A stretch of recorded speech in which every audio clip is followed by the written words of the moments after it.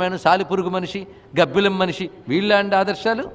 Spider man, super man, బ్యాటమ్యాను, ఈ man ఆ man కాదు, హనుమాన్ వాడినే ఆదర్శంగా చూపించాలి పిల్లలకి. ఇక్కడ వాడిని మీరు ఆదర్శంగా చూపించారనుకోండి పిల్లలకి, పిల్లలు బ్రతుకు బాగుపడుతుందండి ఇక్కడ.